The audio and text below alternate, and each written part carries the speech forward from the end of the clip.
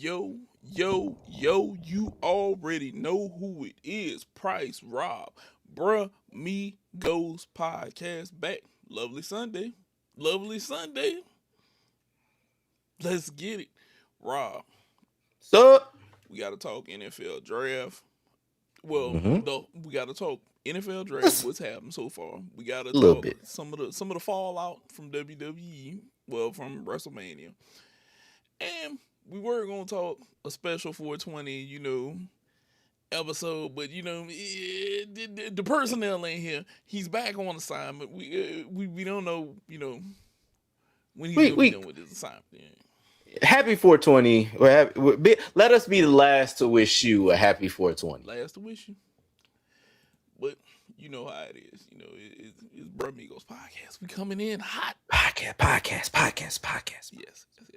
We coming in hot. It's Sunday. Lovely day. Lovely day. Lovely day. Okay, I ain't gonna sing. I mean, if y'all want me, no, I ain't gonna do it. But nah, Rob, we gotta get to it while the getting is good. First off, Get for all you tennis fans out there, Coco Golf goes Willie Beeman and then wins the next two sets straight. Well, the next two sets straight today. Coco Golf said she wasn't feeling good today. She had a stomach. She thinks that it might be the stomach virus going around. She goes off to the side by the flowers, pukes, then comes out here, goes Willie Beeman, wins the next two sets straight. Amazing performance by her. She was ranked number 3 going in. She's doing her thing. I had to give a shout out to her today for doing that. That was a few hours ago for you guys who don't know. But, Yeah, Rob, what do you want to jump into first, my guy? I want to talk about the thing that's gonna be the story that we and the rest of the NBA are gonna be talking about, or not the rest of the NBA, we ain't a part of the NBA, but the rest of the sports world are gonna be talking about, which is the fight that happened last night Mm.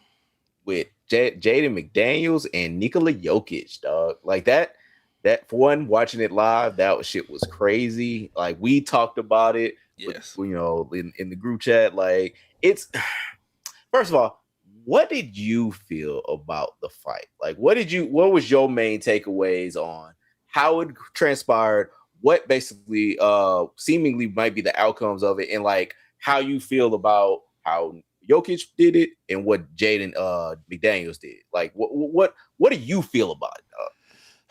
Okay, bro. It's a couple things I feel. This unwritten, this unspoken in-game rule has too many sides to it, and it's convenient sides, and then it's disrespect sides, and then it's gonna stop me if you can sides. Is multiple way people are gonna look at this.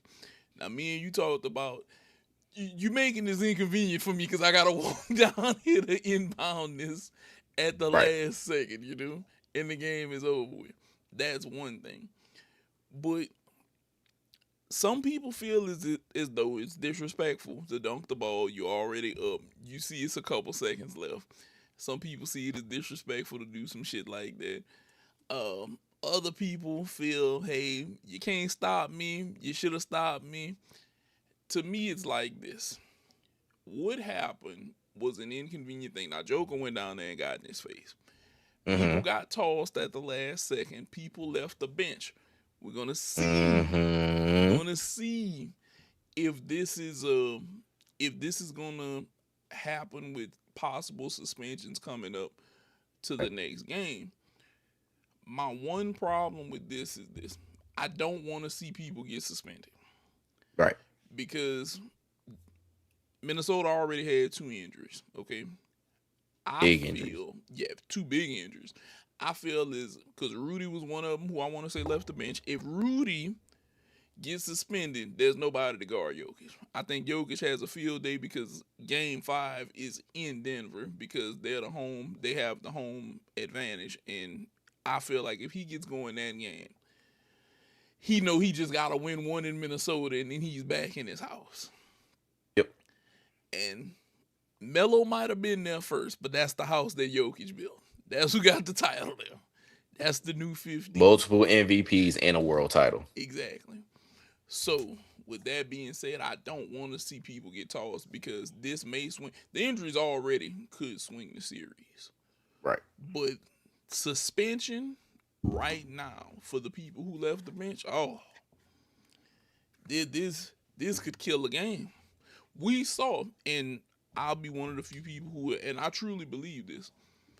I don't think LeBron them get that run if Draymond isn't suspended that game. I don't think that they finish that run like that.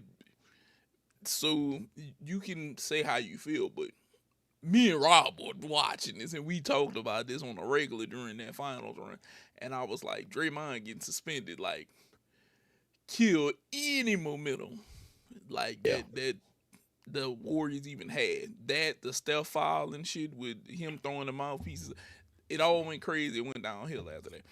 But I don't want to see people get suspended right now because even though people will say, well, it's rules are rules, but if you change these rules right now and too much suspension happens, this may change the outcome in this series. Even though my pick was the Nuggets, I'd like to see this play out more fairly. Now, what do you think? How do you feel about it, though? So overall, like where I kind of stand on it, I would say I'm not on either side. I think both sides were wrong. Like I get the point that people making is unwritten rules. I'm not an unwritten rule person. I'm like, if you have rules, fucking write them down. Like if you basically have the motherfucking, you want to put so much effort in enforcing this shit, you can put the effort in writing the shit down. Like I get it. Everybody has a code and sometimes that code ain't written, but nigga, whatever. But for me, when it comes to like what Jaden Daniels did, I see Jokic's point is like everybody stopped playing because everybody knew the game was over. So it wasn't as if like, oh, this is an unwritten rule because we made it an unwritten rule. No, it's an unwritten rule because like, nigga, we done. Like the game is over. You won. It's to go cherry pick a layup ain't shit. Like you didn't need to do that. And also, like, when we talk about, like, the end of games, like, this ain't the first time Jaden Daniels has been in the end of a game in a basketball game. You dribble the ball out, you basically wait, and then you dap each other up. Like, that's it. It's not something that he needed to go do that. Like, it was an unnecessary action. And he basically, like, made the thing. It was like, I saw the hoop, and I had to go shoot. I had to go score. It was time left. It's like, nigga, this ain't your first rodeo. Like, you've been at the end of games. And now I don't know if it's gonna happen, but are people gonna go back to see all the times that it was the end of a game that he had the ball and then he just held it there, or did he go and try to basically shoot it? Like that's that. But counterpoint, and then not counterpoint, but also mad. I don't think Jokic had to get in his face. Yeah. I don't think, that's why I kind of had the, die line. You too close, man. Like, I had that right there because it's like, you didn't have to get up in his face. I would like, because we talked about it, is like, I'm like, I just throw my hands up like, nigga, what the fuck is wrong with you? Like, I basically do it from that angle because I think that you could understand being like, now we got to have somebody go down there and like inbound the ball when we didn't have to. The game is over. Like, we have to go basically, because there's time left, we have to go do the structure of the game when we could have just dribbled it the fuck out. You did it an unnecessary action. Then now other people have to basically do shit. Yeah, is it a big deal? No, but it's one of those things. It's like, nigga, it's an unnecessary thing overall. So now, like I said, I'm not on Jokic's side. I'm not on McDaniel's side. I think they both was wrong. And if this does get to where now, because there was a brouhaha that people are gonna get suspended because they left the bench area, I don't think Rudy technically left the bench area because essentially, Jokic was hemming him up on the Timberwolves bench. So overall, technically, if they want to say, oh, well, all Rudy did was go from where he was, which was on the baseline, to basically his bench area. So he didn't technically leave the bench area in order to stop the fight. I think overall what happens is both of them get fined, and then that's it. Like, I think both of them get like some kind of hefty fine. I don't think there's going to be any suspension. They were ejected from the game that had like a second left. Which is crazy. Crazy. But that's the thing. That's why the whole thing with Jaden McDaniels, didn't need to fucking happen because they had to basically do a lot of the game shit at a time when the game was supposed to end. If he just basically doesn't lay up, they have to technically eject him because they have to, especially with gambling, especially with all these different things, they have to do all the structure to the very end. And so to make the game official, because if they just say, okay, well, nothing happened, then you had a whole fucking fight happen and nobody got ejected for it. They had to do that bullshit. So that's what I'm saying. He made a bunch of unnecessary bullshit happen because he wanted to do some fucking dumb shit. Yeah, unnecessary dumb shit. Like that's what I'm saying. He could, and it would have. Nobody would have batted a fucking eyelash. But now here his ass go. But yeah, it's what it is. That's what it why is. This led me to the next thing on the topic sheet. Should you read the room? I think you should read the room sometimes. and no, I'm about to fuck this up. Maybe I shouldn't do this. That's all. Right. That's all he should do. Because granted, like if Jokic basically throws his hands up and walks off the fucking court and basically makes a mess of it afterwards, then I think people more side with Jokic because then it's like, yeah, man, like that didn't need to happen. But when his ass just runs up, it's like, hey buddy, hey buddy, hey buddy, because like even he said McDaniel just basically like, yeah, he's like, I just saw some big as hell run over at me. He's like. He basically, I get it. Like he's like, man, what the fuck is on? Like, what the fuck is it? Because I saw some people, yeah, because like, dude to be running at you. Right? Like I'm like, nigga, hold on, nigga, I'm like reaching for the waist, nigga. But like because Jokic was the only one that ran up at him. It wasn't like the rest of the Nuggets ran up at McDaniel because they was like, because they probably did what I was saying to do, was just like, what the fuck is on? What the fuck is up with you? But nah. I think it was just a lot of shit that didn't need to happen overall. Yeah. Now, with that being said, we are going to move on. WWE, bro. So, it's been a lot going on with WWE lately. Is that an understatement or is that an understatement? This is a hell of an understatement. So, but we're gonna start with what I like to call maybe the better side of what's going on with WWE. So we're gonna start with what's going on with Jacob Fatu and Roman Reigns, the whole feud. Do you think that they rushed this feud, Rob, or is this right on time? Yeah, so if y'all didn't watch Raw, and I didn't watch SmackDown, so if y'all didn't watch SmackDown, I didn't either. But like, if you watch the end of Raw, Jacob Fatu came to the ring when Roman was in the ring along with the Usos, and basically said like, "Hey man, look, I want what you got. I want my people to have a bigger house. I want basically this and that. I want that title. I want everything that comes with it." And Roman basically kind of played him off, just like, all right, whatever, kind of thing, little cousin. And so. It felt like this was going to happen sooner or later, but I didn't want it to happen now. Like I'm under the premise of like Jacob and Roman gonna meet. Like it's the Fatus versus the Anoa'i's, but it's like it ain't gotta be right now. Like it feels so rushed. I feel like there needed to be a build up, even though Jacob Fatu was coming off a WrestleMania win, so like you knew that he was either going to basically challenge either Cody Rhodes or was going to challenge, his cousin. But it's like my thing was like, it's why now? Like why for Backlash? Why not wait till like a SummerSlam when you can basically have Samoan violence or whatever it was called, the tribal combat. And like you can basically do it then. Why do it? Have this kind of match for Backlash unless they're gonna make a series out of this, because this can't just happen once. Like this is one of those kind of like meetings that has been in the kind of books for like at least a year or so. Because like as Jacob has basically been in, he's had run-ins with Roman, not too much, but like enough to where it's like, okay, this is the next guy that's going to basically challenge for the throne. We already seen Solo basically do it. We already seen Jay do it. Jimmy seemingly is not going to do it. So the only logical next step would be Jacob. So why not? Why wait? Why not wait for a little while and just kind of play it out then instead of the essentially like not say no name pay-per-view, but like the just rehash pay-per-view. Like I don't understand the reasoning for doing this now. Okay, so it's so many ways that I've looked at this since we had this up here. Is it rushed? Yeah, because what I thought could happen is that he would go after Cody first and then turn to Roman and tell him that he wants it all. You know, I want them both.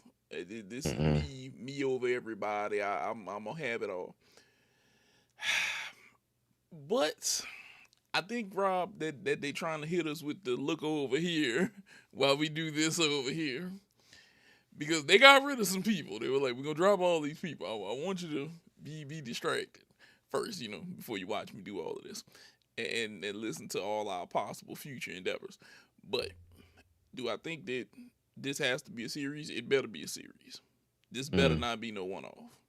If this is a one-off, I'm smacking TKO. But hold on. So you're saying that basically this is a distraction. Yeah, this might be a distraction. It might be a distraction. Why would you say that? Because we as wrestling fans are very, very we're very, verbal behind what we want. And I think that this is one of those things that they're like, hey, this is going to be y'all wrestling distraction because we think this can be that good right now while we try to think up some other shit because we may have fucked ourselves being TKO. I don't know. It's like, I guess I'm trying to, I don't think that I don't see this as being a distraction just because it's like, this is something that everybody could have predicted as something that would happen.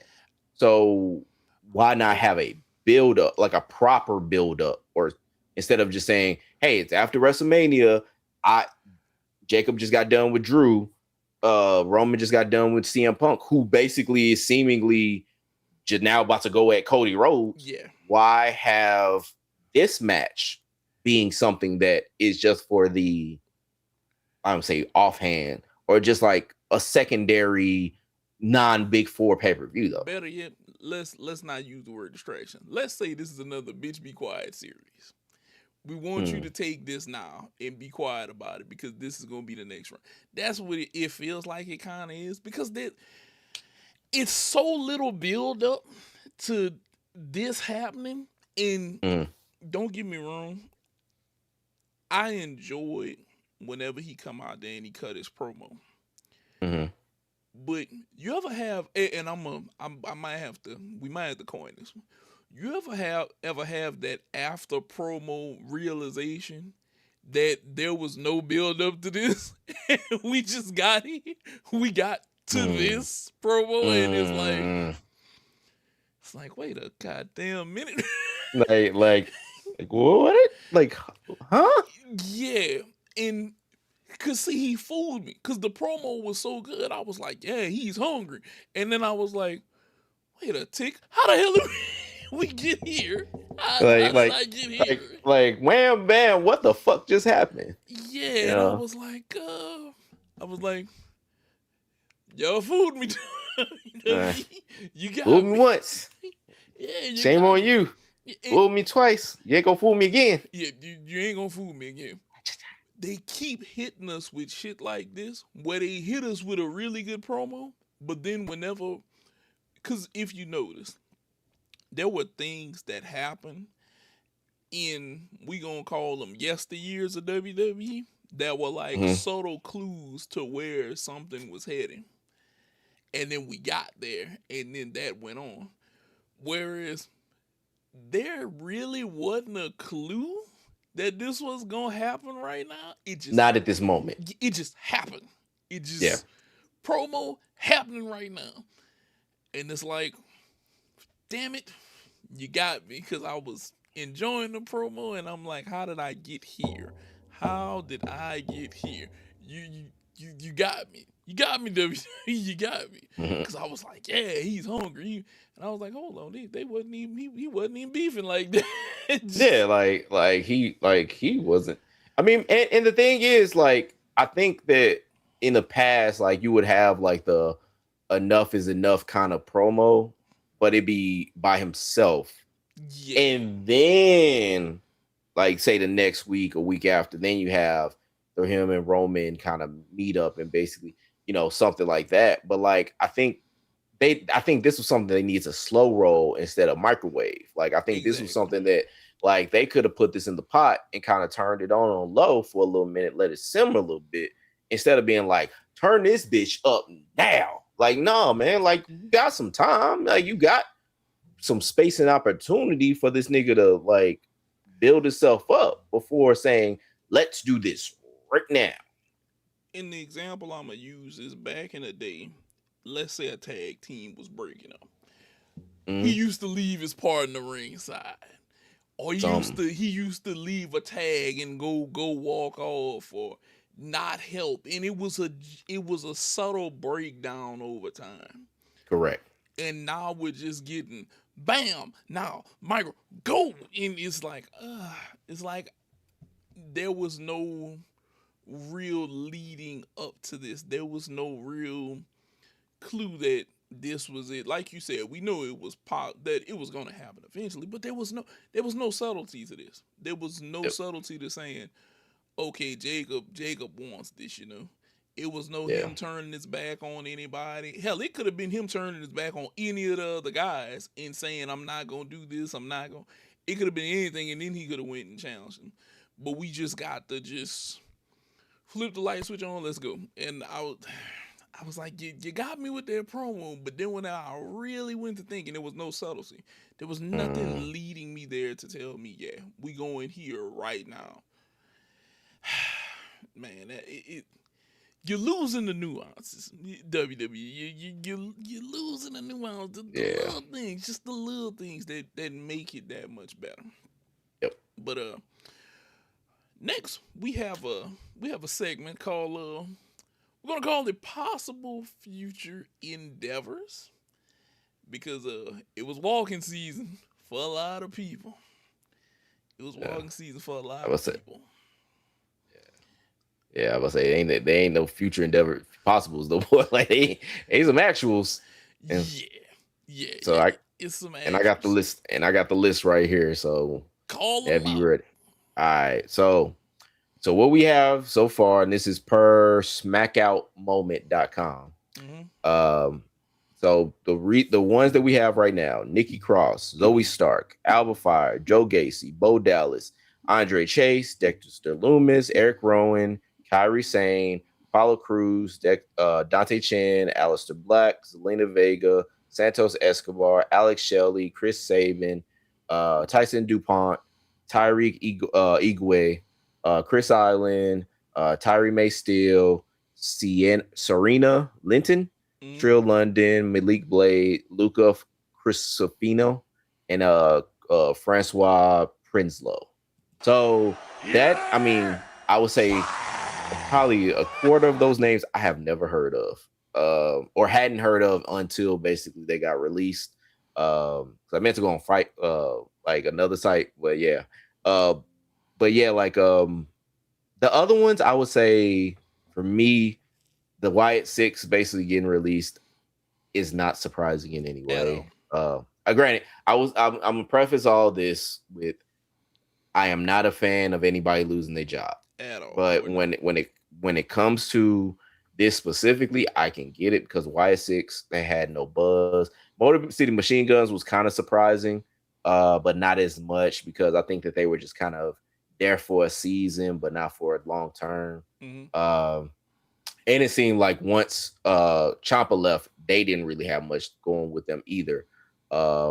Alistair and Zelina, I kind of thought that they were gonna get at least some more time, but it seemed like WWE didn't have much for them either. Um, Kyrie Sane, that was a real surprise because I thought that the stuff that she had with Asuka. I thought that they were going to at least try to get it to where she was going to turn on her, at least get that kind of payoff, because now you got nothing from it. So there's that. But like a lot of these other names, I'm not too surprised like that they got let go, because essentially they either weren't doing much of anything, or it was just like, they have like WWE has a lot of talent overall. Like, so a lot of these guys, girls, probably gonna end up in, say, a TNA. Like Santos Escobar, for example, is probably gonna be in AAA or CMLL. He might end up in AEW. Like a lot of these cats are going to end up in other companies sooner rather than later. Which I want to say they've done away. They, as in the federal government, has done away with non-competes. So this may be to where, like these people may be able to show up tomorrow on some shit. So that would be that would be crazy. But like, if that is the case, then yeah, like a lot of these people are talented. All these people are like the people that I at least heard of, like the Apollo Cruzes, the Zoe Starks, Alba Fires, everybody in the YS6. All of them are talented enough to basically go on and do great things with another company. It's really more, I think, that they just basically passed their shelf life in WWE, which happens in every single wrestling promotion. Yes. You kind of get to the end of your road, and either you say you go like Forrest Gump and you start running the other way, or you basically like, you know what, this is it, and I got to go move on to something else. So, yeah. And what did you think about like the future endeavors? So look, a lot of these guys who got released, I must say, first off, I'm gonna say this. Like you, I'm not a fan, but they did get to Vince McMahon. But I blame creative for some people not being used. I'm always blame creative. I know this. That's the thing. I'm always blame. Okay. I'm good. Because I've watched videos and I've had ideas of ways that they could have made the Wyatt Six and Aleister Black like a thing in WWE. Just my mind. And I've heard other people's ideas, and I was like, yeah, that's a cool idea. And I was like, I kind of blame y'all, because y'all let people go stagnant, and y'all never figure out what to do. And it's like, nobody, look, none of y'all ain't taking no acid or nothing. Somebody's not getting high. Nobody's using their creative sense to use these people. Maybe not. What is Aleister Black? I would look at him as a person who wants to be a dark entity. In dark meaning like Undertaker style, in a way. I mean, Undertaker is more paranormal, undead kind of thing. That, and I'm not trying to play gotcha here. It's the thing with Aleister Black, and it's not. I don't think this is this is not supposed to be a knock to Aleister Black, but I think that like what he has been is so much like, I think people don't know what he is. Like there's like, because this was the same exact thing at AEW. Like everything that he was, like it never really made like, I don't say sense, but there was never really like an explanation as far as what he was. Like it's like, is he? You said like, oh, he wants to be a dark entity. What is a dark entity? Like, is he a vampire? Is he a warlock? Is he a assassin? Not that he was never clear on. Like he basically did things, but he had the candles. The thing, and I was trying, and like I said, this is not about Aleister Black necessarily, and this is not to say Aleister Black should be fired for what he is, because he's an incredible wrestler. He's a great, like same thing with Zelina. Like they both are great at what they do. The thing is, though, I think that WWE employs a lot of people that are at least, if not good at what they do, great at what they do, that do need more run. And I think that when you have to, and that's why I say I can't really blame creative, but it's like we have this other product that we really want to use, that we really want to basically make happen. If we got to basically keep putting Zelina and Aleister on there, or the Wyatt Six, or whoever to basically, be there just because they're there, but we don't really have like that big of an idea, and we're having all these other people wait in the wing. Mm-hmm. So wait for them basically as they're kind of just there and they're not getting any pub or they're not getting any run. It's like you gotta just cut bait instead of just being like, okay, well, guys, go sit over there while we have this other thing that we really want to push to, like just wait in the wing. So like, say Zoe Stark, for example, sooner or later, Callie Armstrong is gonna basically come to WWE and need a spot. Do you want a Zoe Stark to be sitting there, or do you want a Callie Armstrong? Maybe let me make sure I'm saying her name right, because I just thought of her. You said Callie Armstrong, for some reason I thought about the black YouTube guy. I was like, no, there's an NXT wrestler named Callie Armstrong, and she is the real fucking deal. Yeah. Like she's gonna be a fucking powerhouse. Former track athlete, basically has been killing it in was it Evolve? She was the Evolve Women's Champion for a while. Yeah, like she is an incredible. That's somebody you don't wait in the wings. Like that, you gotta basically get a spot for her and basically make sure there's a landing spot for her or whatever. But they also have other wrestlers that basically they're not bringing up. I think JC Jane just made her first appearance, or not Fatal Attraction, what they call now. But her new group with old girls. Like, you got to basically make space. There's only so much space and only so much time for all these people to basically get run. And so it's like, you got to basically make some moves and make some people go. Like, that's where I'm at with it. Like, I can't blame creative, because like, oh no, they're always gonna be my scapegoat. They're always gonna be my scapegoat. But the only people I would have saved here is maybe Black and the Wyatt Six, only because I feel like Bray Wyatt had something going in the right direction, and they. You mean Bo Dallas? Well, no. Bray Wyatt had it originally when he was the Fiend in the Firehouse. He did. House. Well, he didn't have the 6. He had. Yeah, I know. That's where it was. Okay. Yeah, but they could have took what was there and kind of transplanted that into the Wyatt Six with Bo Dallas. Not exactly his thing, but made Uncle Howie, because I feel like Uncle Howie could have been a rebirth of what we had in a way of Bray Wyatt and what he was doing, but not exactly. And I think that it failed to ever fall upon them to even maybe pitch that idea to them. They did it. They did that. They did. I mean, they didn't do the Firefly Funhouse particularly, but they did like where Uncle Howdy, Bo Dallas basically did like the videos where it was like on a VHS and, he's talking to himself. Like, they did that for weeks. Well, my approach, and this is just me giving a quick run.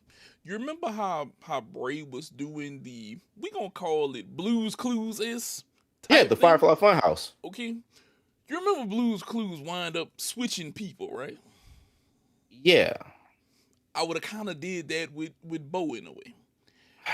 I'd have took my chances at it at least, but that's just me. But I'm saying with Bo, well, it's two things. Did Bo want to do that? And B, do you like? I don't think it's one of those things you could kind of like plug and play. The reason why I'd work with Bray Wyatt is because Bray Wyatt was a one-of-one kind of person. Yeah. I think that they tried to do enough where it was like it was extending the legacy of what Bray had and kind of doing the best with it. And also they kind of had to like kind of try to rehash it with Rowan too, because like think about it, like the Wyatt family, half of them dead. Like that, and like they're both gone, like between Brody Lee and like Bray Wyatt, like both of them are gone. Yeah. And both of them were big parts with Bray Wyatt and Luke Harper. But the thing is like they didn't have the people to do it. They tried to basically do their best with it. It seemed like Alexa Bliss wanted to also move on. She wanted to be tied to it in a sense, but she also wanted to move on from that thing, especially with her and Bray basically being the tie, with her being like kind of Sister Abigail, whatever. I think it was just one of those things of they did what they could with what they had, and it worked as probably best as it was going to do, because yes, Bo Dallas is Uncle Howdy. was fine, but it was never going to be Nah, it wasn't what gonna Bray be Wyatt Bray was, Wyatt. and it wasn't going to be, and it didn't need to be anything close because it seemed like the Uncle Howdy shit was really more supposed to be kind of like I don't say one off, but like something that was just there for a little while. Mm-hmm. Bray basically has his stuff with Uncle Howdy, and then was going to vanish. But because Bray died, it was like they couldn't do much with it, you know. But no, I mean, I don't think anybody could have did anything better than what actually happened. Yeah, fair enough. But I'll say this: WWE released a lot of people, and it was in line with their routine though, because it's after WrestleMania. It's people, but this is the next part that needs to count the most to me. The NXT call-ups needed, and I know our man out on consignment put this up here, but I'll say this. It is some people that need to be called up from NXT. Okay? This is... Let me pull up the list of who actually got called up, because okay. I only watched Raw. So I don't really know who all got called up. So it looked like Sol Ruka, Ethan Page, Joe Hendry, who is going to be on next week, Fatal Influence, which is JC Jane, Fallon Henley, and Laney Reed, Blake Monroe, and Ricky Saints got called up too. Yep. Hell yeah. He did. Yep. Yeah. So I mean, I don't know who else. Well, the nigga on assignment could fucking explain himself and basically say who he also needed to basically be on. Well, this is what I'll say. All of the call-ups were needed. This was stuff that was needed. My whole thing is Sol Ruka. She's amazing. She had a great match with Liv Morgan. Phenomenal. Absolutely great match. No, I really enjoyed that. And you know, sister. Yeah, sister. Joe Hendry should have been up. Okay. I feel like he should have. He got a bit should have. He been should have had his comeuppance. I think this is the right time. Nah, because they wanted to basically have him have a good run in NXT, and the one thing that has to kind of be known when it comes to NXT is that it is the kind of like, I don't say breaking ground, but like it's the place where you kind of get to know, like, here's the hard camera, you get to kind of not be thrown into the fucking fire of shit, and you get to learn, like, okay, learn all the bullshit that you're gonna have to deal with this company, and kind of be like, but you being for real. You being real. They will probably say the same thing. It's like you get to learn all the kind of shit that you gotta deal with instead of being thrown into the fire. Because this WWE is a different beast. It's a different company. It's very true. It's a publicly traded thing that's in the portfolio of like this billion-dollar organization. Like it's not like any place that you've worked. So be able to be in an NXT and kind of getting like comfortable and then going up to main roster. Plus, the thing with Joe Hendry too is I don't think that what he does, and granted, I'm going to probably be proven to be wrong, which I'm fine with. But the thing about Joe Hendry is that I am not completely optimistic that you are going to be able to get a WWE crowd to fuck with him the way that you had TNA. I think that with him, and then granted, I didn't watch him in NXT, so I don't really know if they basically grasp him. But not Full Sail. It's the whatever they're called down there, the PC where they basically do the tapings.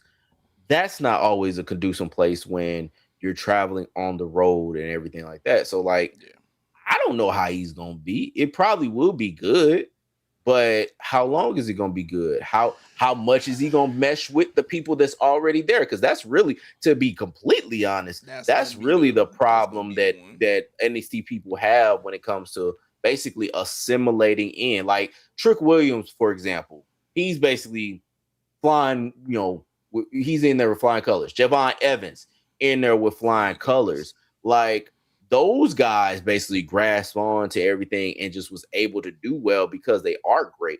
But the thing about it is not everybody is able to do it. And I think that when you have a thing that has worked and now you basically have to convey that thing to a much bigger audience, in different places all the time, it's a different thing. And then you also have to mesh with the motherfuckers that are there as well. It's gonna be a different thing. So I would say I'm cautiously optimistic, Okay. but but I would say that like it's there's a caution on there. Okay. Fine. But I believe in Joe Hendry. Now, WWE, if you want to make him have a funny, like real debut, him and Danhausen have an interaction. Hmm? Just look, trust me. And after you do this, send me and Rob a check a piece, $100,000. That's light work for y'all. This light work. Y'all got it. Y'all got Apparently, it. y'all just cut a whole bunch of motherfuckers, so y'all saving on some shit. And like I'm giving you gold. I'm giving you gold. Now, we enjoyed seeing all of the NXT call ups and stuff, but Rob, this kind of ticked me and you off a little bit. So I'm gonna let you go ahead and read that next one on the list. All right, so look, in case you didn't realize, WWE charged the Make-A-Wish Foundation $2,500 for WrestleMania tickets. I'm gonna say it one more time. WWE charged Make-A-Wish for some goddamn WWE WrestleMania tickets. Yes. Now to you, you might be thinking like, oh yeah, they're a company. You know, these things have to basically happen. This is a non-profit organization that's trying to make wishes happen for these sick kids that basically just want a good time and want to basically have. They just shouldn't be charged shit. Like, this is one of those things you just write off. This is one of those things that you just say, you know what? Whatever, dog. Like, whatever y'all need, we got you. We're gonna set you over here. We're gonna give you something nice. We're gonna give you some mementos. Like, you don't charge nobody like that, dog. Like, you don't charge good people for doing good things. Exactly. Like that when especially when it comes to kids, dog. Like, that's one of those things you just basically be like, man, all right, man, cool. Whatever y'all need, I got you. Like, it don't make any sense that it's like. So I'm looking at the article, but this is on AOL. This is from AOL.com. It says, so WrestleMania this past weekend, Make-A-Wish, WWE does a lot of work for Make-A-Wish. John C. in particular, they in particular has made more wishes to happen in its existence. Make-A-Wish nonprofit, they bought $2,500 worth of tickets. I basically tell them, hey man, you put your money away. Yes. If they bought it on their own, they was like, nah man, you put your money away, dog. Because you bring in some goodwill. You basically bring in, like, you don't charge people that. It's kind of like what the NFL did with the Department of Defense with the flyover. Like, you don't just do shit like that, dog. Like, you find a way to basically make sure that this shit zeroes out, and you just basically just be like, all right, man, y'all do good shit. I got you. We got money. We ain't worried about that. Exactly. Like, you don't do shit like that. Like, that's shameful shit, dog. It's a poor, sick kid somewhere that wanted to see WWE. You gonna charge them? Now, the kid may not know about this, but as an adult, if you WWE, I'm gonna say this, and I'm gonna say this the nicest way possible. If you, in your heart, can look to charge a foundation that is trying to make shit happen for kids, $2,500. And I know somebody may say, but they only bought $2,500 worth of ticket. Look, bro, I can't be a part. Well, I ain't gonna say I can't be a part. I can't be running that and charge them. First of all, my mama would smack me. Okay? Because the minute that the article, I could be worth billions of dollars. She gonna call me and she gonna say, bring your ass in, and then she gonna hit me upside my, you charge Make-A-Wish kids? One of y'all mamas or grandmamas need to be hitting you upside the head right now for charging Make-A-Wish. Make-A-Wish, which didn't seem to do like 25,000 or something like that. Different appearances for WWE, or 2,500 probably appearances for WWE. All of the shit he done did, now y'all want to. I'm pretty sure you could have called John, and John would. I'll buy the tickets for him. Yeah, I'll buy the tickets for him. or anybody else would have basically been like, all right, man, I got you. Don't worry about it. Yeah. Like Anything, bro. It is not that. Not that. Not kids who. Some of these kids are poor, destitute, sick on their lap, and they wanted to watch WWE, and you in your heart, you charge that money for that. I don't care if you said that was a 90% discount. I really don't care. right. It's like nah, nah, man. Just like do your thing, dog. We got you. That's despicable, Rob. That is low. That is very low. Yeah. That is very, very low. Now, moving away from WWE's very, very, very, very low lights. Now, this is something more on the lighter side of funny that we like to talk about. What was the worst WWE reboot, the NWO or the LWO? Yeah.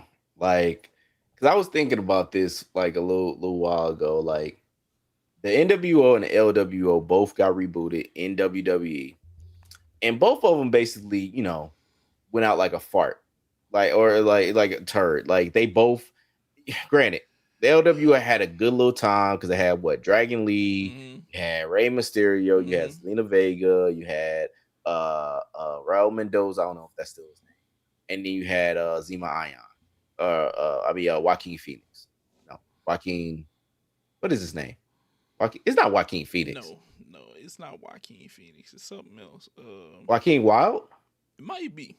I think that's what it was. But basically, you had Zima Ion in there. Yeah. And so, like, you had all those cats in there, and they kind of just, like, were around, didn't really do a ton. It just was whatever. Then you had long, like, 20 years ago, you had the NWO, basically, in WWE, and that was, like, Kevin Nash, Scott Hall, X-Pac. I think Hogan was in there for like a little small minute. You had HBK was a member of the NWO and WWE. I think Big Show, joined at one moment or another. It was a hot fucking mess. So I like to ask y'all, like, do you think, like, which one do y'all think was worse? The LWO and WWE or the the NWO and WWE or the LWO and WWE? Like, because even like, granted, like when it was in WCW, you had Conan, Rey Mysterio, Eddie Guerrero. I think was a part of it. Eddie Guerrero was a part of it. Yeah, he was. I think was it Psychosis part of the LWO? Way back when. I think he was. I think him. I'm not sure if La Parker was in there. Yeah, but they had. This is what I'm gonna say. In my personal opinion, it was the NWO because it went crazy. I'm a NWO went crazy twice. Towards the end of WCW because it felt like over 3/4 of the roster was the NWO. Yeah, it's like look at your neighbor, say neighbor, for life. Yes, yes. And the LWO to me is a blip compared to what they did. Like they that's true. Went crazy with the NWO, and then whenever they bought it back, I was like, why is Shawn Michaels? NWO. Like, it was just like, what are you guys doing with this, dog? Like, why are you here? Why is this happening? Why is this a thing? Oprah syndrome, dog. Oprah syndrome? You get an NWO shirt. You get an NWO shirt. You get an NWO shirt. Everybody gets an NWO shirt. That's all it is, bro. I mean, it's true. That's what it was. Everybody got one, and it's like, damn. It's like all of y'all got, like got a regular person around here. Chat, you NWO too? Hey, you gotta be NWO if that's the case. It went crazy though. It went crazy. Now, as we go from the squared circle to the baseball diamond, look, you all know we played a game, Him or Nem, today. AL Edition. Yes. So, since we started in the AL, we have 6 teams right here that we're going to discuss how we feel. If they're Him or Nem, how we feel about this. So, at the top of the list, they wear pinstripes. They play over there in New York. So we have the Yankees starting out on him and them. Bronx Bullies. Yep, the Bronx Bullies. How are you feeling? Him or them?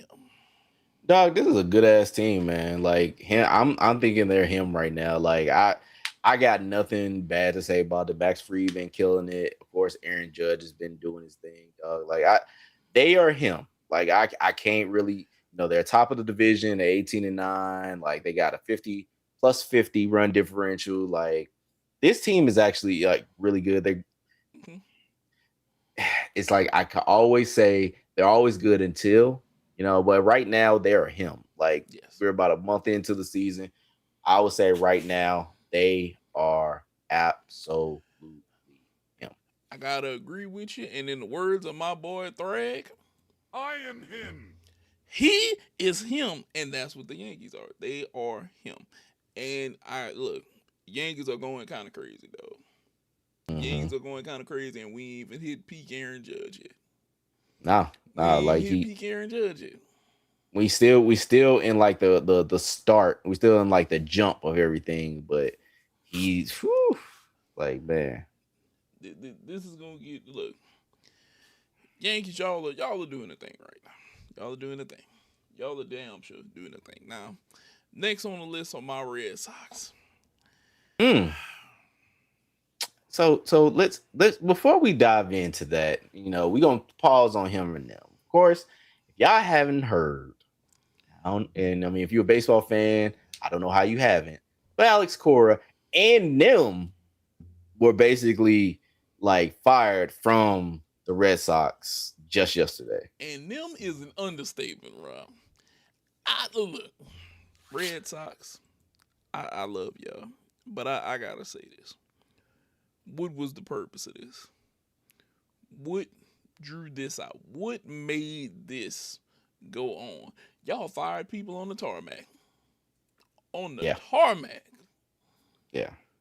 Now Chad Tracy is the interim manager of your Boston Red Sox. Right now. Rob, it's so much that can be said about this, but I'm going to say this. What in the blue hell was going on in y'all mind? What made this sound like a good idea? Who made this decision? Which one of y'all got up and said, after we had these meetings, I'm just going to fire all these motherfuckers? Who did this? Who? Whose idea was this? Who? Yeah, exactly. Just what happened? Look, we all have sporadic moments, but not this big. Not this big. It doesn't happen like this. Yes, you can say our record 10-17, but 10-17 ain't really that bad when you play 162 games. It's we not. Right at the beginning. It's not. We barely like little 10-15% of the games. We got another 85-80% of the season left. Well, more than that. Way more than that. We like 10-15%. And y'all like, you gotta go. Why? This doesn't make sense. Yeah. And you're not explaining it to the public. At least not well. Yeah, at least not very well at all. Because right now I feel like you're telling me, just cuz. And I'm like, cuz what? And you like, just cuz. And that's not an explanation. Why? Just cuz ain't an explanation, bro.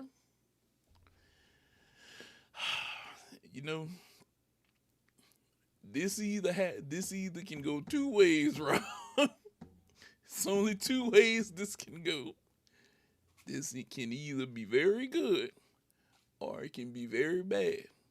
And I'm leaning towards the very bad side. I mean, it's generally or it splits the difference. It goes even.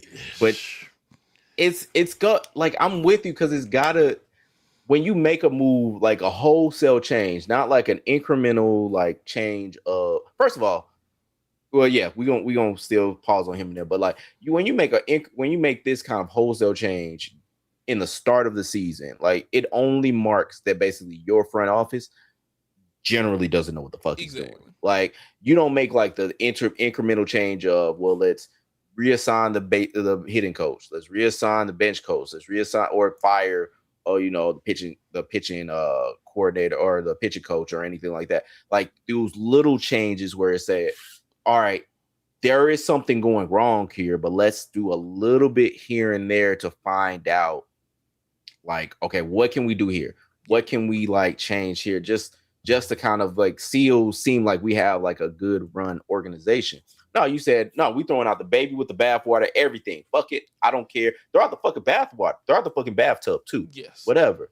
Where you basically have now your AAA manager, Chad Tracy, is now going to basically be leading your Major League ball club at the start of the season, where now he has to kind of do that. Granted, we're watching the playoffs now. Tiago Splitter had to basically come in place of Chauncey Billups, during the season, and they basically made the playoffs.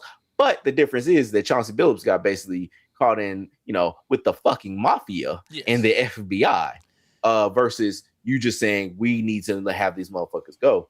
And yeah, Trevor Story basically said the information that they got from Craig Breslow, who is the GM of the team, that it wasn't sufficient, and he's going to talk to him more. Like, that tells me that you just did something just for the hell of it. Yes. That tells me that you didn't have a great reasoning, a great plan, and not something that your team can buy into, as they basically should be, I guess, going to the expectations that you have set in place for the reason why you fired the whole staff, the whole crew. Like, no, man, like, Craig Breslow, you don't seem like you know what the fuck you're doing, dog.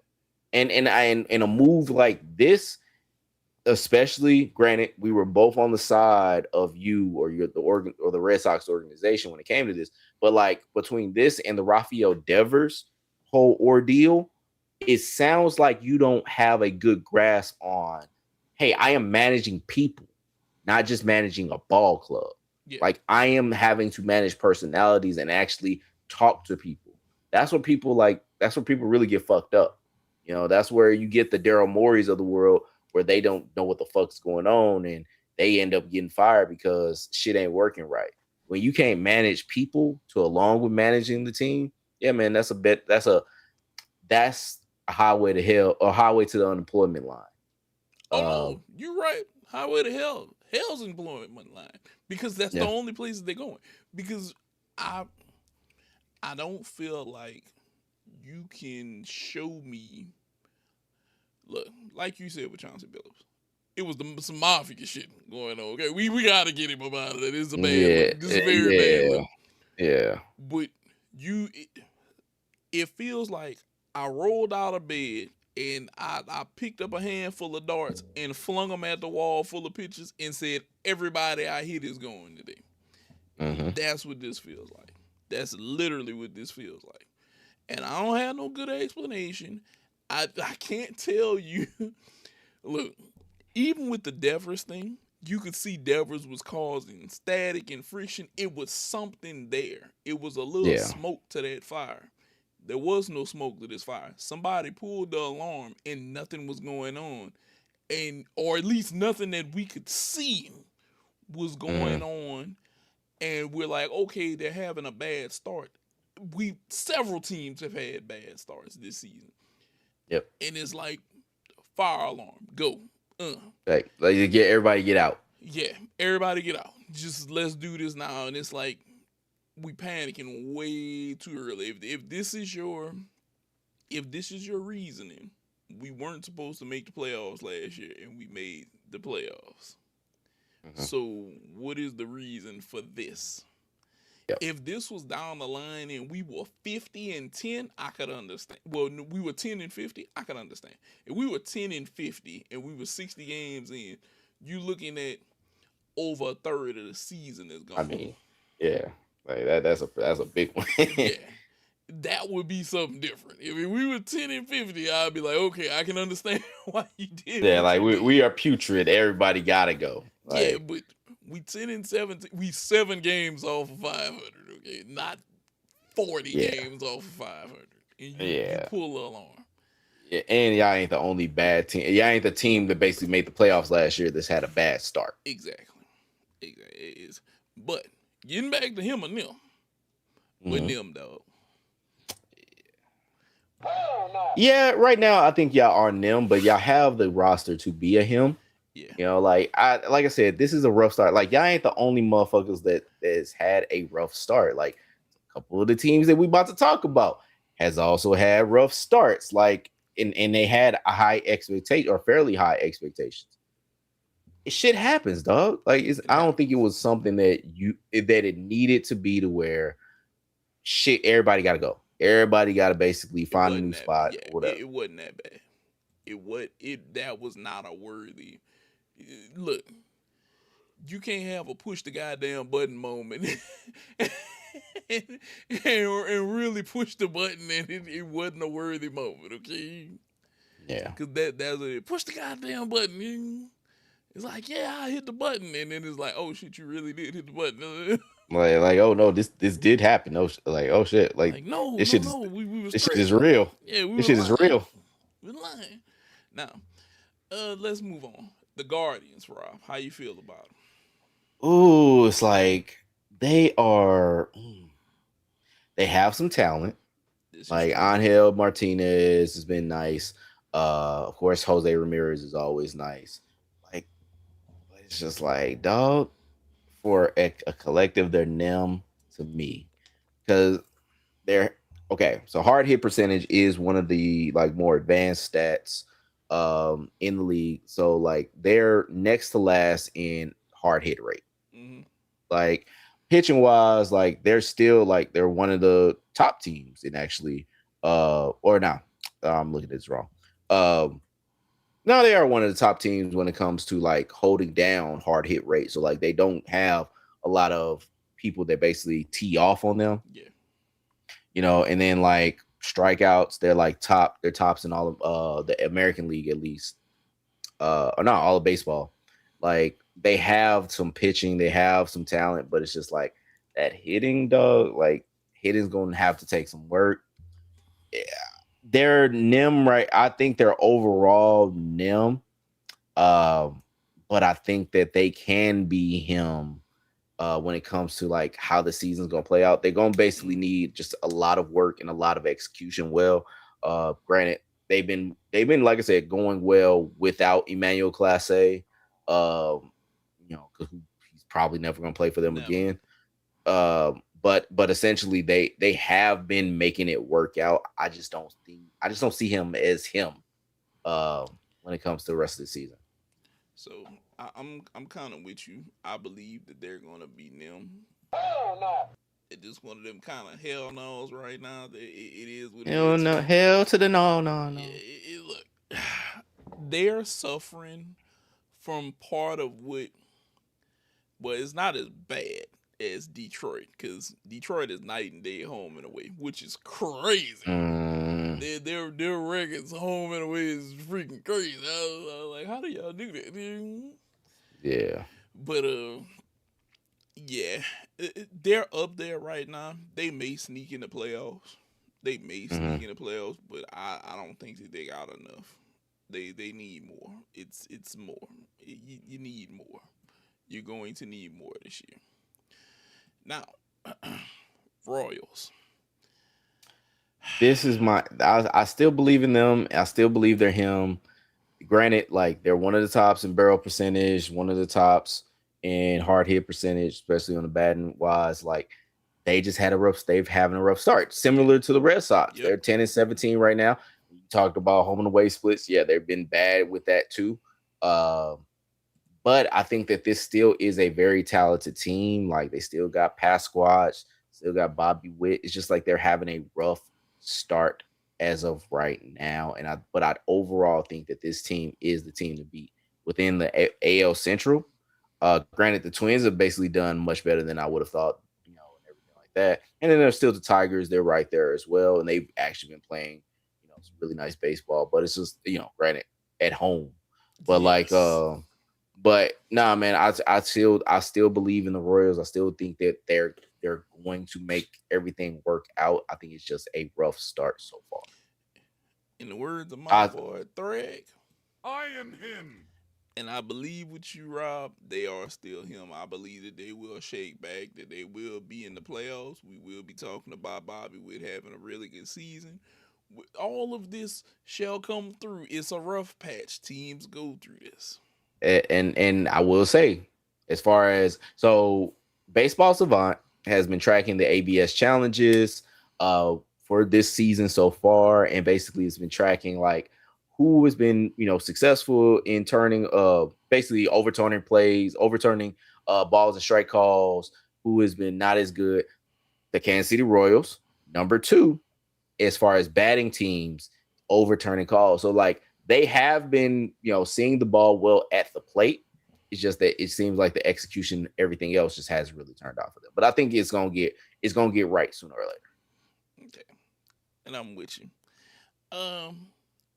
The A's. Who is number 1 at overturning calls from a batter's perspective, and I'm looking for as far as the fielding perspective. Mind your business, lady. We're not gonna talk about them as far as like that goes. But I think that I've said that this team is him. I think that this team has all the makings to basically be a great team. Granted, like we will see how things kind of turn out, at the end of the season, because the Rangers have been great this year. Of course, the Mariners, they tied the game up with the Cardinals right now. So, it is what it is. But like, this is still a really good division overall. Like, we'll see how everything shakes out. But no, I think the A's still have that firepower that they could win this division this year. We'll see how everything kind of goes out, especially when it comes to pitching. But no, I think they're him. I am him. I am him, and I believe in them as the A's because Brent Rooker is returning after 14 games. He's a big part to that. The young naysayer, along with Lawrence Butler and the crew. The homies. Yeah, I think young naysayer. The young naysayer.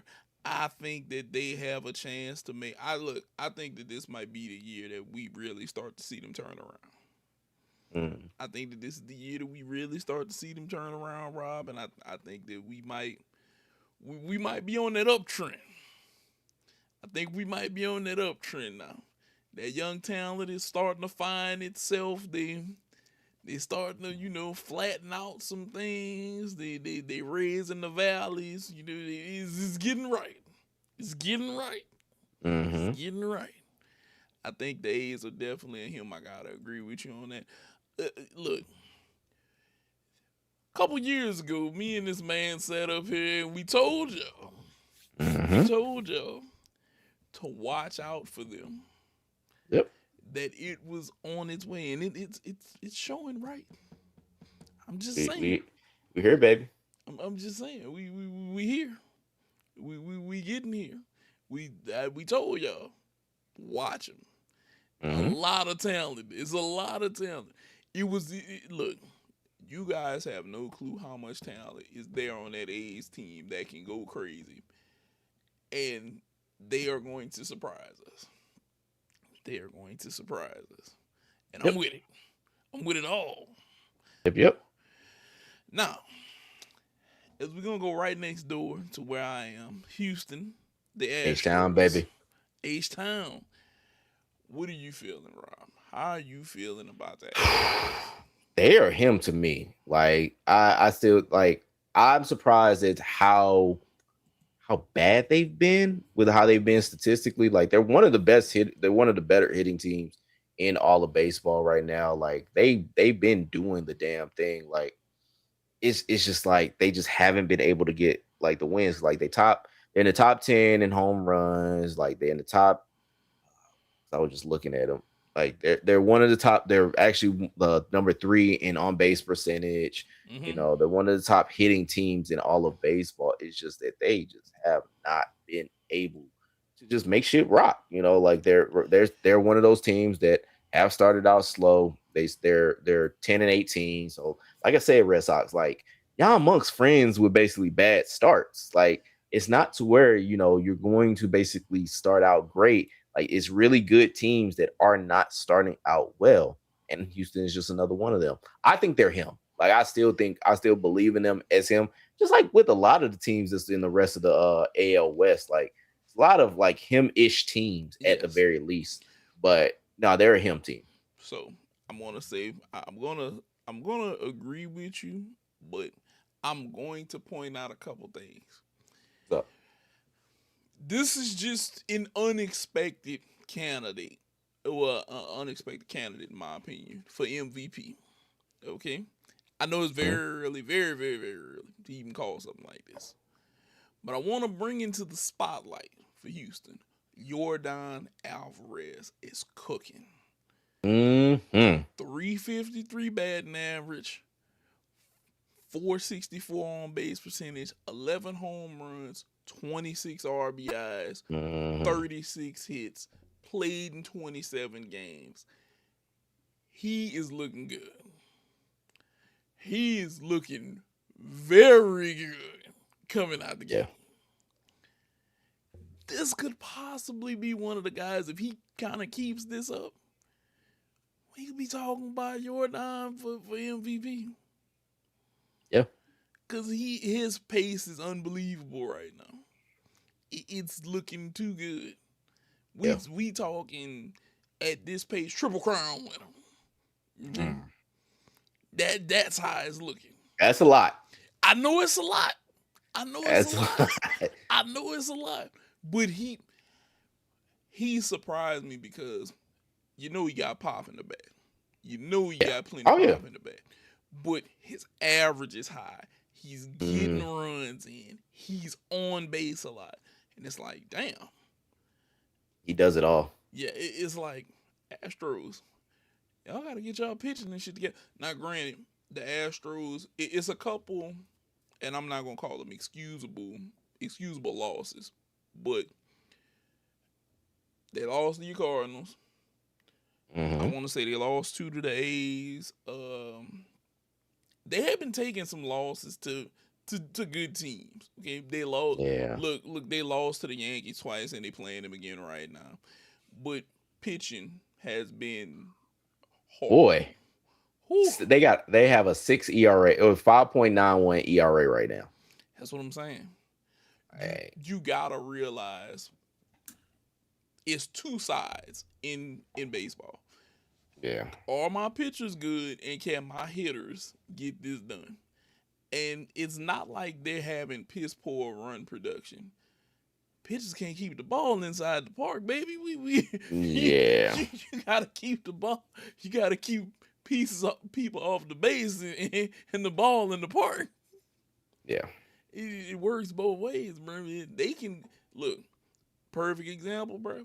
Whenever they played the A's, the last game that they played the A's that they lost, it was 12-10. You can go get 10 runs, but you can't give up 12. They was out there playing like the Dallas Cowboys, goddammit. Yeah, that's a shot because you ain't on the show today. Ha! You can't respond. You would have did that if he was here. Right. And you're right. You just waiting on that. He was like, I'm gonna get this motherfucker. I'm gonna get these motherfuckers. Just saying. But you can't not allow people, like even the past 2 games against the Yankees. They gave up 20 runs to the Yankees in the past 2 games. And shoot. Well, actually, they putting foot in Yankee ass right now. It's 7-1. As long as they keep the ball in the park, we good. But you can't give up 20 runs in the past 2 games. Like, pitching is being horrendous. Yeah. And you have the run production to beat teams. You just can't go out there and keep giving up runs, man. Right. It's not going to work. But, like you said, I do believe that they're a him team. I am him. They can totally get this done. They can get this done, but you got to get out the boat race. You gotta get out the boat race. It can't happen anymore. It gotta die down. Yeah. Now we gotta talk one more thing, NBA, before we get up out of here. Okay. Here at Brah Migos, me and Rob have wild ideas. It goes through our heads. We think about stuff like this. So it's an obligatory LeBron question. What X Games sport could you see LeBron doing? I know I have my pick. What do you think, Rob? Yeah. So like we at Brah Migos, like we are here for engagement, and it seemed like we get our engagement from one of two people, KD and LeBron. Yeah. And it's seemingly so we're gonna look to like ask a LeBron James question Yeah. every week If we until can. the end of time, and so the sport I would say with X Games, I think LeBron could be a good snowboarder. Like I see him on the slopes, or I could change mine up. I could change mine up. No. Because I got a few different reasons, but go ahead. We thinking Okay. the same. We thinking the same. Cause like I see him like he got like a good little bit of balance. Like I could see him basically being on a half pipe and everything like that. Another sport I was thinking about was rollerblading. Like now, rollerblading hasn't been around in the X Games in a very long time. Like as a kid, I remember seeing it there. But I could see LeBron basically going out and basically doing like a 1260, on the motherfucking on the motherfucking half pipe and do another half pipe. What is this shit called? The U. Vert ramp. Yeah, that's a vert ramp. Yeah, the vert ramp. Yeah, so like I could do him like see him doing like a 1260 on the vert, and everything like that. Like so, I think like those two, sports. I would say snowboarding and rollerblading. Like I think those are do it. I could definitely see him snowboard. I was like, I could see LeBron as a snowboard. LeBron could probably kill it. Big guy, very agile. I could see him pulling all kind of moves. That would be him in X Games mode. That's what I think he would do. I definitely think he'd be out there getting his Sean White up. Yeah. Like well, I would say the dark horse would be like motocross. Yeah. Like because he has a lot of power. Yeah. Only problem is he's a little heavy motocross. It wouldn't be. That's true. That is true. That's a fair point. I you know a bunch of motocross, bro. I give it. Look, your boy get busy. I see that. I see that. I never even thought about it. Like we could be. You know what? X Games. I know you guys have been looking for representation. I don't even know if y'all looking for representation, but if y'all looking for two brothers to basically speak on y'all. Just for a little bit, like we could come back. Like I remember the Dave Mirra, Travis Pastrana, Travis him. Pastrana, yeah. There we go. Like I remember those days, like like they were yesterday. And so like I fuck with your boys, like like we can talk X Games. We can be Sal Masakela. Both of us. Look at this. Between the both of us, we could grow some hair follicles and be Sal Masakela. Gotcha. All right. So like. Come fuck with your boys, and we could be the X Games, like we could be the official podcast of X Games. Yeah, we got you. I don't see why not. Hey, we got it. Now, with that being said, it looks like there might be some new faces pushing towards in the in the NBA playoffs. Rob, it's one of them days where I've been watching the playoffs. I've been paying attention, and it looked like they might have some new sheriffs. Might you think so? New sheriffs, yeah. And the reason that I say that is this: Toronto has upset. Has upset the Cavs today. Yep. And this could be detrimental for Cleveland. Mm-hmm. Seeing that they got the playmaker that they needed and they traded away a young guy, they got James Harden. James Harden led them to day 19 and Scotty Barnes showed up. Scotty Barnes is a great player, but looked like this playoff may be his calling. We might see KD get swept again in the playoffs later today by the Lakers with no Luka. The Sixers and Celtics, that could be a great series, but the Sixers gave it up at the end of the day. They may look to try to tie today because they're at home. They might try to tie this up 2-2. Currently, the Trailblazers are out ahead of the Spurs, and Wemby's on the floor. He's actually gonna play today? Yeah, he's actually playing 7.6 rebounds so far. Oh, good. Let's get the fuck out. So we're gonna see how this plays, but I think we got a lot of new faces. The same franchise, new faces. We got Wemby, Castle, Keldon Johnson, all those guys popping up. We've seen Denny emerge for the Trailblazers. The Trailblazers look like they still have life in them. It's a lot of new faces, but I'm enjoying it. It shows me that the NBA is still, evolving. The young guys are coming to the forefront now. Your Tatums and Browns who were there have more following them with Maxey, Barnes, Denny, Wemby, that whole Spurs franchise. This is gonna be really good. This is gonna be very interesting to watch play out over time. It really will be, and not to mention Monday, Detroit and Orlando, which Orlando turned it around. I don't know what happened. I don't know who talked about what happened, and they turned it around. And they were like, "We not going out like that." But Orlando is up 2-1 on Detroit. OKC is looking like they might finish Phoenix off tomorrow, and then we get to see how this whole debacle for Denver and Minnesota plays out also tomorrow.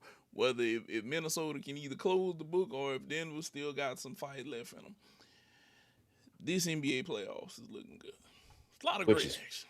Yeah, it's a lot of turmoil, a lot of just different storylines. Like it's kind of nuts. Like how great these NBA playoffs are, which they usually are. They usually are pretty good. Yeah, but we got a lot of storylines. We have a lot of stories brewing in the NBA because one thing I was afraid of was Jaylen Brown and Tatum been having the "is your turn, my turn" back again since Tatum has been back. At times, it looked like it's trying to find itself back to working, but at times it was looking bad. LeBron, even though he's not playing the best, KD being out 2 games has been enough. Even whenever the one game he was there, looked like for the Lakers to have a chance to put the Rockets away, which is going to be horrible because I have to talk about this. Okay. The end of the Rockets game the other day was the biggest meltdown that I have ever watched in 26 seconds with a 5-point lead happen. What I saw the other night was something that plays out in movies. not in real basketball, but it happened in real basketball.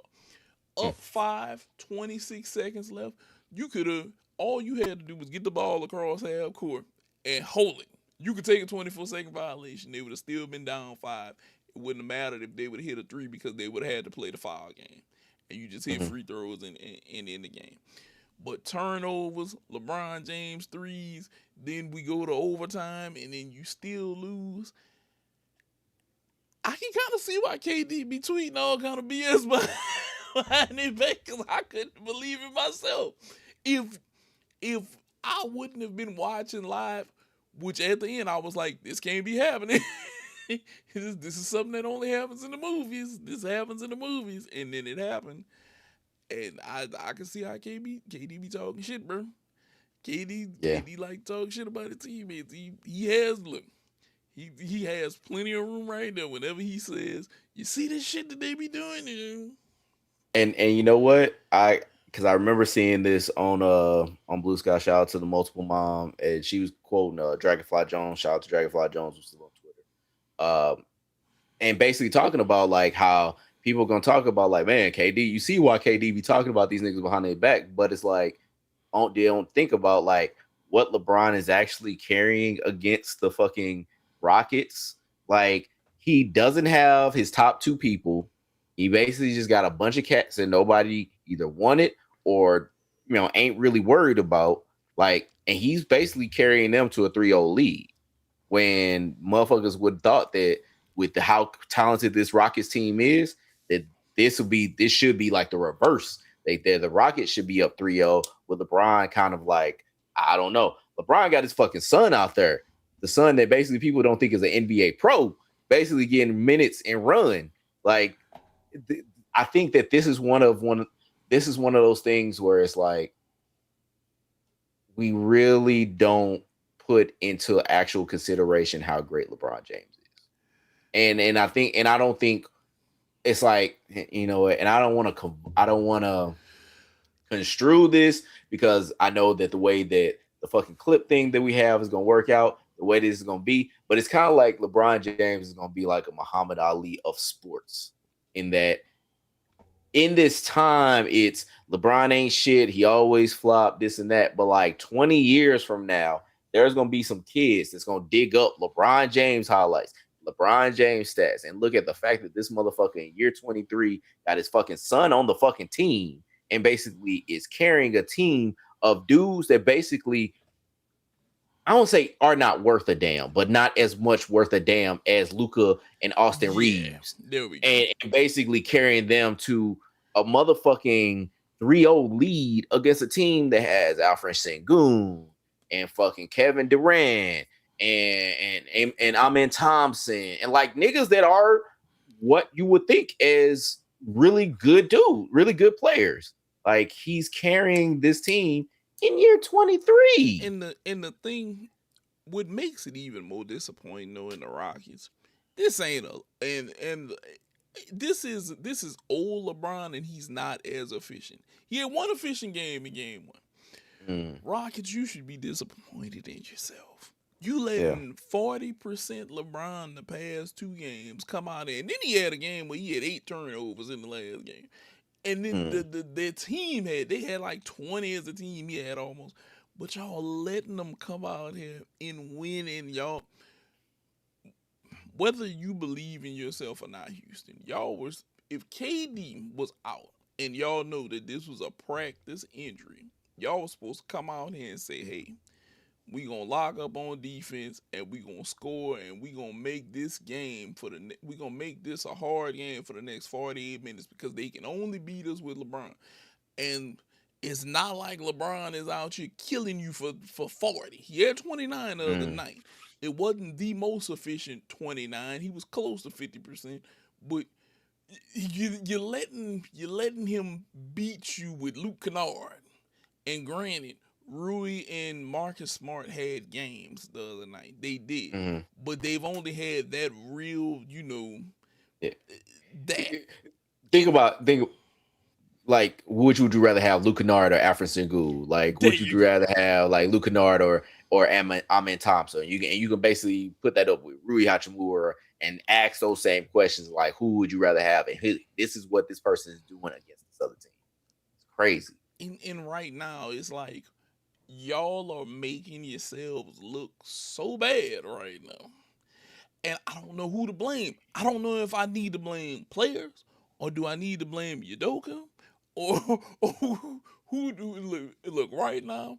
I'm like the Spider-Man meme with the 3 Spider-Men pointing at each other. I don't know which one of y'all I'm going to blame. Somebody about to catch this blame for what's going on right now in Houston. I mean, I think who you blame is Yes. Like all them niggas got to blame, like take some blame. I got my little tablet right here, watching the the little bit of the Cardinals and Mariners game, and I'm seeing the commercial with LeBron James and his son in the motherfucking promo for the Odyssey movie. Like that's what's beating you, Rockets. The niggas, the father and son duo that's promoting the motherfucking book by Homer.